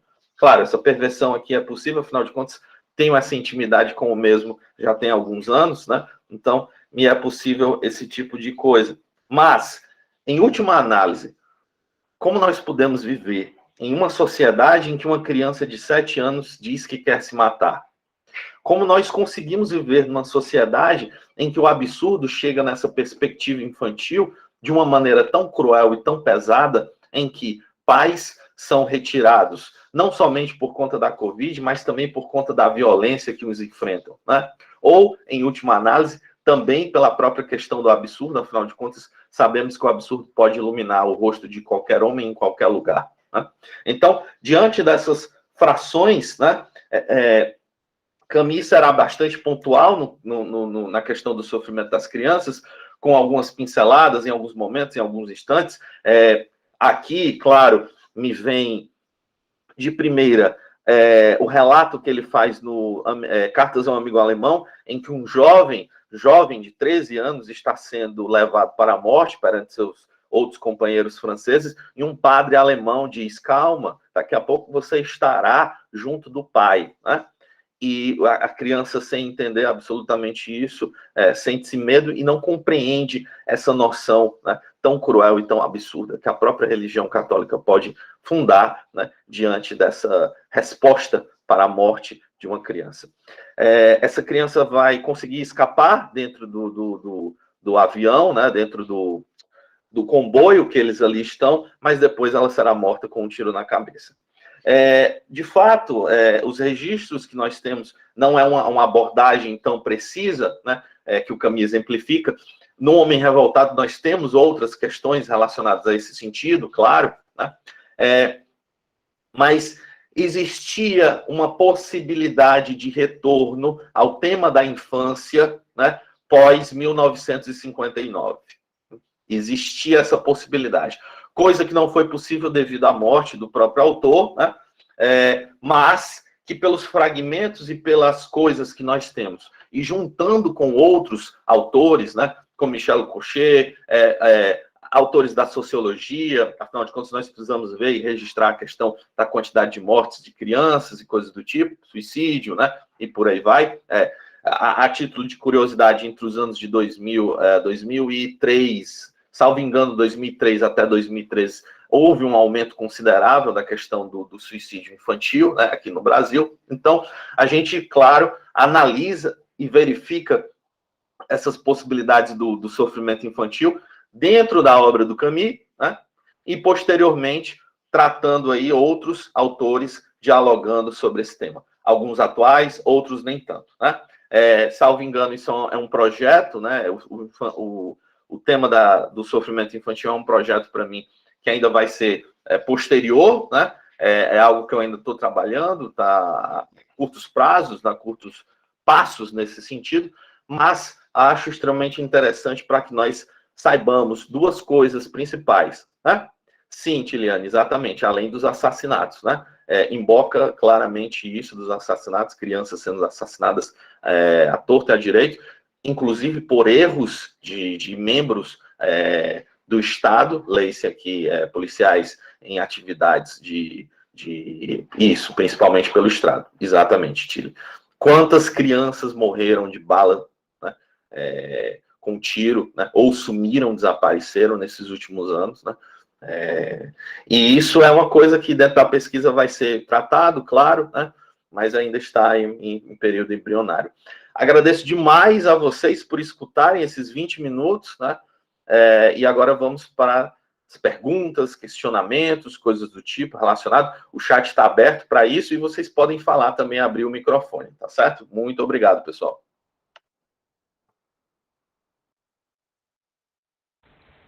Igor. Oi. Cara, só deu para mim entrar agora e ainda bem que assim, eu fui contemplado pela sua fala, viu, cara? Que fala poderosa, viu? Me lembrou muito, principalmente essa parte da criança de 7 anos, quando eu fui trabalhar o Camus no Pra Vida, que era um projeto aqui dos postos de saúde da minha cidade, né? E que eu tive o desprazer, assim, cara, de ver um relato de uma criança de 7 anos dizendo que queria se matar, cara. E aí tu tocou nisso assim, né? O exemplo é sim, justamente cara. o seu. Pronto. Então faz sentido o que eu tava pensando aqui, cara, que a gente quando lê as palavras do Camus no Mito de Sísifo, que só existe um problema realmente sério, suicídio, né, e tal, pode parecer assim que é só mais uma leitura, cara, mas quando você vê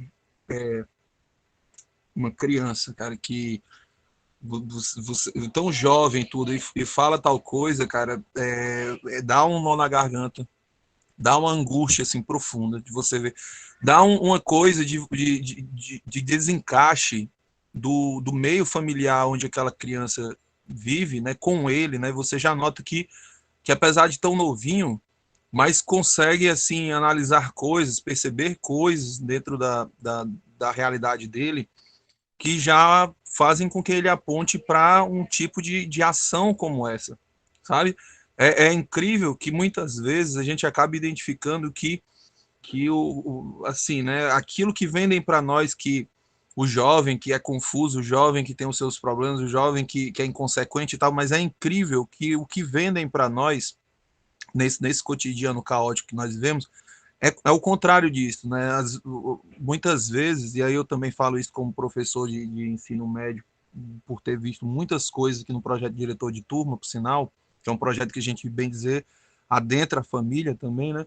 Cara, a gente vê cada problema que se origina da não leitura dos pais em relação ao próprio filho, à própria realidade, à própria existência daquele ser. O que parece assim é que você botou o menino no mundo e tal, o indivíduo no mundo, e pronto, já basta, dá comida, dá roupa e pronto, tá de boa, é isso mesmo, e ele vai ser feliz por isso. E não, cara, sabe? Não. O que você trouxe aí realmente é a preocupação em relação ao homem moderno, do valer ou não valer a pena viver, sabe? Me senti muito contemplado também, porque e eu novamente não falo isso para algum tipo de romantização disso que eu vou dizer agora, mas as pessoas que eu já conversei, e assim, eu mesmo, quando vou ler os trechos, né, referentes a esse ponto específico da morte, e principalmente do suicídio, né, quando a pessoa vivenciou isso na realidade, cara, quando ela tem esse toque, né, da consciência em relação à finitude e o encerrar com o seu absurdo, né, ou enfim, no ato final, cara, é incrível como esse texto ele consegue trazer assim uma explicação, cara, tão ao mesmo tempo simples, de uma complexidade tão pesada dentro das consequências que são as consequências que nós vivemos hoje desse mundo moderno a qual o Camus tanto relatou, sabe? Então, assim, eu sinceramente, eu não olho só como algumas pessoas, ou como aquele crítico, né, que falou há pouco tempo aí em relação ao mito de Sísifo, né, como se fosse só uma coletânea de romancistas em que o Camus fala sobre eles, né, ou de filósofos e tal, que não é bem isso, cara. O cara tá falando realmente da angústia mesmo, cara, da existência, da angústia, da falta de sentido, do peso, e de uma coisa gravíssima que é do cara acabar aceitando o encerramento da sua própria vida, cara, por não ter sentido a vida. Cara, essas tuas palavras aí, Igor, parabéns, viu? Eu, infelizmente, não via dos outros, estava ocupado resolvendo uns problemas, os buchos aqui da escola, mas, cara, obrigado por essa palavra aí, viu, Igor? Cara, muito, muito boa a sua fala, viu, Igor? Parabéns. Obrigado, meu amigo Jefferson, obrigado, muito obrigado mesmo. Fico feliz de você ter escutado, você ter ouvido, né, mesmo que pouco. Muito obrigado pela sua presença. Sei o quanto é complicado essa relação. Você trabalha aí, dando aula, tem a questão das filhas, da família. Então, nós somos homens, né, homens e mulheres que têm que realizar várias e várias atividades, né? Então, realmente é muito complicado e difícil. E aí, só um breve comentário sobre isso, né? Algo que eu, inclusive, não ressaltei na fala, mas que foi contemplado pela sua, é que por mais que esse relato que eu estou trazendo aqui seja ruim, né? Seja péssimo, terrível, o mais absurdo de tudo isso é que melhorou, porque antes era bem pior, né? Há textos que eu ainda estou desenvolvendo, ainda estou trabalhando na pesquisa, em que vão nos relatar episódios de crianças que se suicidavam para não ter que trabalhar, porque o nível de trabalho era mais de 10 horas, né? Elas não conseguiam brincar nem para a escola, nem tinha esse negócio de escola e tal, quanto mais comer. E aí há relatos de crianças que se suicidavam por conta do cansaço, né? E para não terem que trabalhar. O que hoje a gente observa como um romantismo, né, extremamente atual, de que olha que bonitinho a criança trabalhando e tal, quer ter o seu dinheiro e tal, etc.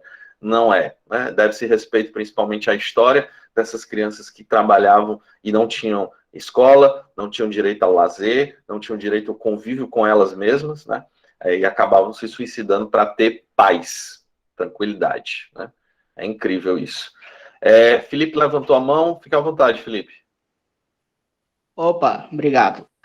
Nessa questão de arte e revolta em Camus, ela se dá por apenas nessa definição simbólica da revolta com a arte, e essa revolta é no sentido de protesto contra a vida, essas condições gerais, porque assim, eu sou do grupo do Marcuse, aí o Marcuse ele trata a arte também na questão política.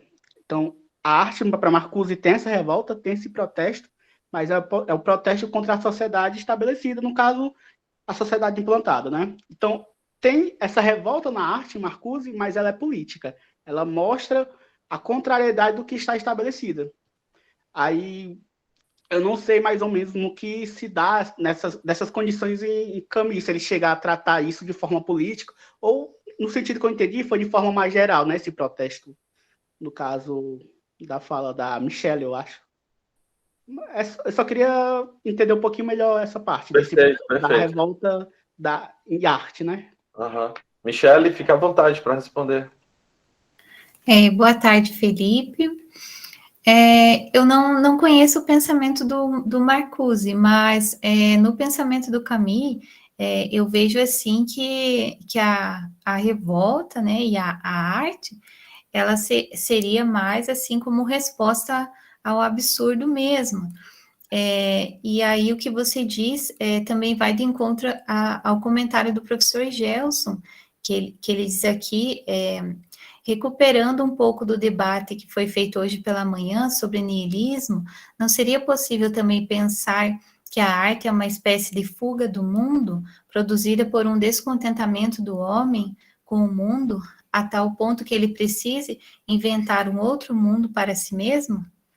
O que você pensa sobre isso? Então, hoje pela manhã, não sei se o Felipe estava presente, mas o professor Gelson, ele nos falava justamente sobre isso, que, então, diante do absurdo, né, dessa constatação da condição né, do absurdo, o indivíduo ou ele sucumbiria, né, a esse niilismo, e aí ele entregando-se, no caso, ao suicídio, ou ele teria como possibilidade a criação da arte, né? E aí eu vejo assim que para o Camus, e aí também se alguém que tem mais propriedade quiser falar também, sinta-se à vontade, mas eu vejo que assim para o Camus a arte não seria uma fuga do mundo, mas ela seria justamente assim uma tentativa de recriação mesmo, né?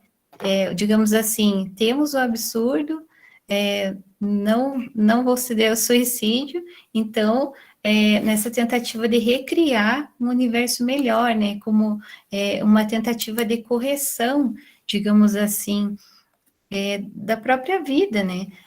Tem um trecho que o Camus, ele fala, né, que para criar a beleza, né, é preciso, então, recusar o real, mas exaltar alguns de seus aspectos, né, então o artista, ele contesta o real, mas não se esquiva dele, e aí até o Camus cita, né, que o Nietzsche, ele podia recusar qualquer transcendência moral divina, dizendo que essa transcendência constituía uma calúnia ao mundo e à vida, mas talvez haja uma transcendência viva, prometida pela beleza, que pode fazer com que esse mundo, mesmo moral limitado, seja preferido a qualquer outro. Então, essa correção que o artista realiza por meio da sua linguagem nos diferentes ramos da arte, né, é esse trabalho de recolocar e reorganizar, né, os elementos que retira do real, mas buscando, assim, esse recriar mesmo do universo, né, essa recriação da própria vida. Eu acredito que seria nesse sentido. Obrigado, Michelle. É porque eu realmente perdi a palestra da manhã. Por isso que deu isso. Obrigado. Obrigada. Perfeito, perfeito. Obrigado, Felipe, pelo questionamento e Michele, muito bem respondido, viu? Parabéns. Mais alguém quer realizar algum comentário, alguma coisa? A Michele, tu já falou do Gelson, né? Então, já descarto aqui. Deixa eu ver se tem mais alguma coisa aqui no chat. Londe, fica à vontade, Londe. Boa tarde. Estão me ouvindo, vocês? Sim, perfeitamente. É sobre sua fala. Eu gostei bastante da sua fala. Aliás, eu venho gostando e não há como não gostar das falas de todos vocês. Mas é interessante a gente fazer uma observação na questão dessa absurdidade, né? O absurdo. Eu lembro muito da frase de Tertuliano, quando ele diz que crê em Deus porque é absurdo. Ele faz questão de dizer que o que é absurdo, ou ele responde à crítica, né, de que se é absurdo acreditar em Deus, ele afirma, né, que crê nessa absurdidade. A questão é que, quando você analisa, chega à conclusão de um ente, né, que cria toda a realidade, põe a realidade, e que está fora desta realidade, e que você vê que a realidade ela tende a ser mais que uma contradição, mas ela é transfixada por tanta brutalidade e selvageria, inclusive selvageria que parte do homem, obviamente, para com o homem, dentro das suas relações sociais, e aí, em consequência dessas relações sociais conflituosas e cruéis, nós temos um desdobramento entre tantos outros desdobramentos, que é o suicídio. E aí eu me lembro de Durkheim, né? O suicídio, em que ele vai dizer que o suicídio é muito mais social, sua causa, do que patológico. Lembro-me também do Marx, que ele escreve um livrozinho sobre o suicídio, e ele vai contar 3 histórias de 3 pessoas que ali se suicidam, ele faz a mesma análise, mas faz uma crítica, né, dizendo que a sociedade burguesa que é a responsável por conta desse suicídio. No entanto, ele coloca as 3 pessoas dentro de um contexto social que acabam se suicidando. Aí, voltando para a questão da absurdidade de Tertuliano, né? Acredito que acreditar nessa absurdidade é acreditar numa crueldade enorme, porque se você analisa que a selvageria, se você analisa que as crianças que chegam a uma condição dessa, de ter que sentir na pele e no corpo a necessidade de se suicidar devido ao sofrimento, devido às suas relações sociais que são grotescas, que são animalescas, são autodevoradoras, e que essas relações sociais elas partem do próprio homem, elas são horizontalizadas, elas não são verticalizadas, né? É claro que Tertuliano vive uma época diferente da nossa, mas há quem pense como Tertuliano, né? Não consiga ver que todo esse sofrimento, inclusive das crianças, é um sofrimento que né, é terreno, é no campo das relações sociais, é no campo do poder, no campo da política, no campo da ideia do mais forte, no campo da ideia de uma biologia mais, vamos dizer assim,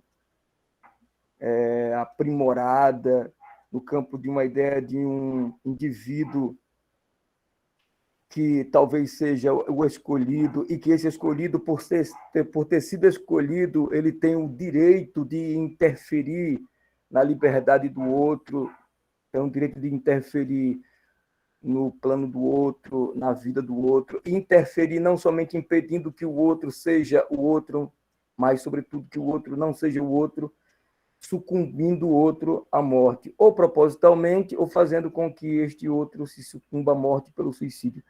Isso é uma crueldade enorme. Eu não consigo, vamos dizer assim, aceitar, né? Eu não consigo aceitar. Eu consigo conviver com isso, mas não aceitar. E à medida em que a morte, na realidade, para terminar minha fala, a vida que termina nela mesma, nós, infelizmente, separamos morte e vida por uma experiência muito forte cristã. À medida em que a morte é vida, porque é a vida que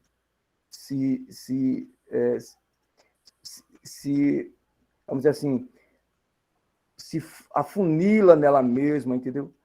Se esvai nela mesma, num processo ou biológico, ou por um processo do próprio suicídio, que tem suas causas sociais, suas causas políticas, econômicas, como, por exemplo, a sindemia, nós chamamos de pandemia, que é causa política, que tem uma origem dentro da cultura, de uma cultura dentro de uma sociedade que distribui, de um sistema econômico, melhor dizendo, que distribuiu a sociedade de forma hierarquizada, né? E essa distribuição é extremamente desigual, hierarquizada e desigual, onde nós temos 8 pessoas no mundo que detêm 3,6 bilhões de riquezas nas mãos, entendeu? Dentro de uma multidão de pessoas que para elas não são quase nada, entendeu?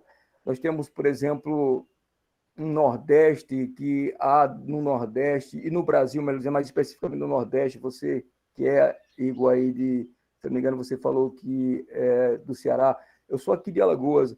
Então, nós temos aqui no Nordeste uma boa parte das pessoas que vivem uma situação extremamente ruim. Nós temos o quarto mundo, nós temos uma população que, sem água potável, chega a 104 milhões, sem saneamento básico, melhor dizendo, e sem água potável, 35 milhões de pessoas. Nós temos uma quantidade de pessoas ainda muito analfabetas. Então, para terminar minha fala, eu vejo tudo isso aí, né, como causa de suicídio, como causa de morte, como pessoas que já estão no processo, né, vagarosamente de morte. Muitas não se suicidaram, mas muitas já se suicidaram e muitas irão se suicidar. Então, esse absurdo, né, dessa vida hierarquizada, essa vida possessa pelo sistema que toma as nossas vidas, que, vamos dizer assim, trituram a nós socialmente, economicamente, né? Eu vejo que é preciso que tenhamos mais coerência, e lutemos bastante para fazer as nossas críticas enquanto cidadãos e professores, né, diante de tanta absurdidade, diante de tanta crueldade. É exatamente isso. Muito obrigado. Desculpe por ter falado bastante. Não, que isso, Longe. Obrigado pela tua análise, pela tua fala em relação a tudo isso. É de fato tudo isso que você falou, né? No mito de Sísifo, por exemplo, o Camus vai, em determinado momento, elencar algumas razões, algumas coisas do que pode ser chamado de absurdo, né? E aí ele vai falar 1, 2, 3, 4, mas em uma nota de rodapé nós vamos ler que ele vai dizer, apesar de eu ter enumerado algumas dessas coisas, o absurdo não se esgota, né? Então, o absurdo é isso tudo que você falou, Longe, né? Essa crueldade, essa selvageria, está presente na vida natural, né? Se nós estamos tentando racionalizar que o sofrimento infantil é errado, né? Isso é nosso, né? Isso é da nossa razão, da nossa capacidade de sentir o sofrimento do outro empaticamente e tal. Não acredito que antílopes, leões, elefantes, ou seja lá o que for, vão se reunir para falar sobre o sofrimento dos seus filhotes, porque um não deve ser esmagado, caçado e comido pelos outros, né? Assim como nós mesmos fazemos, né? Saiu hoje uma foto de um pequeno tamanduá, né, que levou uma facada, né, e morreu, né? Então, um filhote de tamanduá. Nós somos seres humanos que massacramos cachorros, gatos, né? Por que nós não faríamos com os nossos também, né? E é isso que a gente vê. A história universal inteira, Londe, é uma história de barbárie, de tragédia, né? Agora, nos últimos anos, é que a gente tem tentado apaziguar algumas coisas, mas não dá. Infelizmente, não dá. As crianças vão continuar sendo massacradas, morrendo, e por aí vai. Mais alguém gostaria de falar alguma coisa, comentar, perguntar? Eu vi que o Jefferson já levantou a mão, mas, Jefferson, fica à vontade. Não, só para fazer um comentário aqui no que o Londe disse, né, em relação à sua fala, Igor.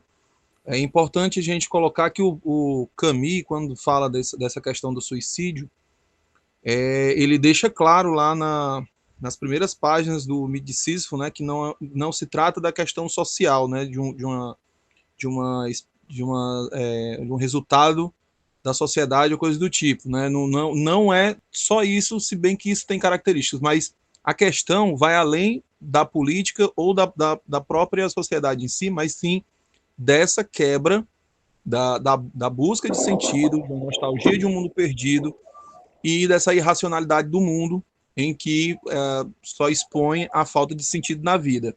Então, e aí vai para além de questão de partidarismo ou de política ou enfim, ou de sociedade, mas vai daquela sensibilidade do indivíduo frente às suas angústias, frente àquilo que ele constrói ou aquilo em que esse mundo essa estrutura social racionalizada, abre aspas aí, viu, Igor, porque vai no sentido também do que você colocou em relação a barbaridades, né, enfim, a massacres e tudo, mas isso que a gente compreende como sociedade moderna, que é justamente a frustração que vai acontecer, que vai trazer vai fazer com que o absurdo se torne o que de fato é, essa desconexão da fala, essa desconexão do corpo, essa desconexão da política, enfim, da harmonização moderna, enfim, e tudo isso daí acaba sendo a configuração dessa busca que o homem se depara com sua própria imagem, ou seja, como o Camus coloca lá nos cadernos a questão do espelho, né? O absurdo acaba sendo o espelho que mostra a condição humana, a finitude humana, e, novamente, vai para além de sociedades ou de formas sociais, políticas, mas vai dessa sensibilidade do indivíduo. dessa incompatibilidade que o indivíduo acaba se deparando em relação ao contexto onde ele se encontra, às suas angústias, aos seus projetos, vamos dizer, aí até um toquezinho em relação aí o que o Sartre acredita de nós, como das nossas escolhas como projeto ético, coisa do tipo, enfim, ou político, ideológico, enfim.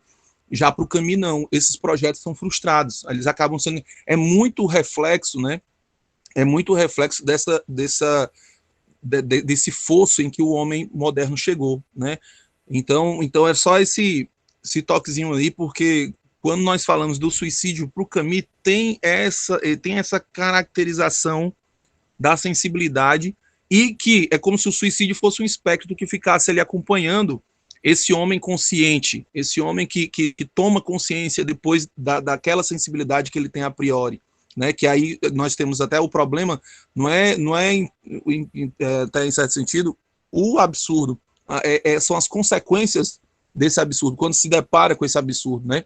Então é só esse ponto aí que eu queria deixar assim mais em evidência, né? Mas obrigado aí pelo espaço. Perfeito, Jefferson, perfeito. Essa noção que você traz, ela, inclusive, ela é essencial no estudo do suicídio na perspectiva do Camus, porque não trata como um fenômeno social, como você bem exemplifica, como o Durkheim vai tratar através de planilha, Excel, né, fazer umas correntes no WhatsApp e tal, mas o Camus traz como uma coisa do homem, um sentimento, né? Claro, e aí eu reitero mais uma vez, quando o Camus fala homem, ele está falando de humanidade, de forma geral. A linguagem é, de certa forma, machista mesmo. Mas, pessoal, vamos encerrar, porque já está dando 4 horas aqui, certo? O diretor está falando no meu ponto aqui, que infelizmente o nosso tempo esgotou, certo? Eu quero convidar vocês, certo? Para a peça que vai ter agora às 18 horas, justamente sobre a peste, certo? Com o Pedro Osório, né? É uma adaptação que ele fez, muito boa, muito interessante, certo? Eu vou deixar nos comentários aí do chat o link para vocês obterem um ingresso lá, certo? Lá tem ingresso gratuito e tem ingresso pago, né? Por que isso? Porque tem pessoas que realmente não têm condições, de pagar e tal, etc., mas tem pessoas que têm uma condição, e eu peço encarecidamente que vocês que tenham condições, comprem o ingresso, porque ajuda, né? Ajuda o ator, ajuda a produção, ajuda o teatro brasileiro, que está tão combalido, né? Que não recebeu pouquíssimas verbas, né? Tem atores excelentes de teatro aí que, infelizmente, estão tendo aí que arrumar algum outro emprego, alguma outra atividade. Não que isso seja ruim, mas eu acho péssimo um país e um Estado que não valoriza a sua própria arte, o seu próprio povo que faz arte, né? Eu acho isso... Enfim. Queria agradecer demais, certo? João, pela tua rica exposição em relação à peste. Nós conhecemos a tua pesquisa e hoje você deu aí brilhantemente essa possibilidade de outras pessoas conhecerem também, certo? Gabriel está chegando agora, gostei demais da tua exposição, certo? Depois a gente conversa melhor, ele tá com vários projetos, vários planejamentos nesse sentido de trabalho e pesquisa no Camus, né? Michele também está com a gente já tem um certo tempo, muito bem exemplificada essa questão da arte, da existência do absurdo, adorei, certo?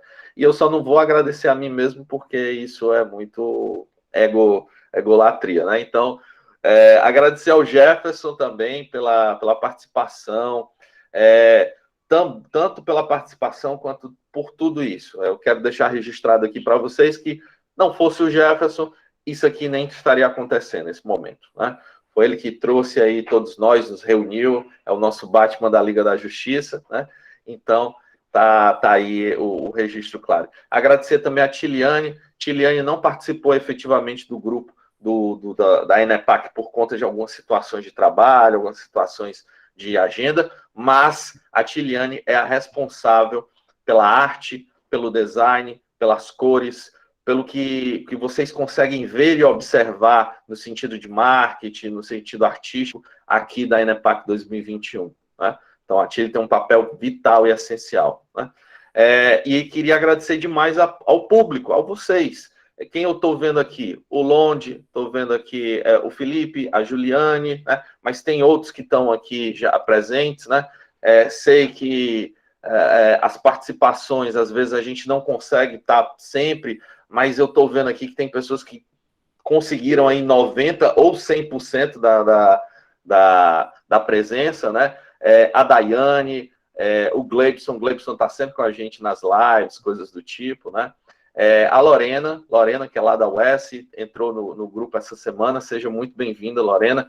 Percebi seu interesse e sua vontade em estudar mais Camus, então seja muito bem-vinda.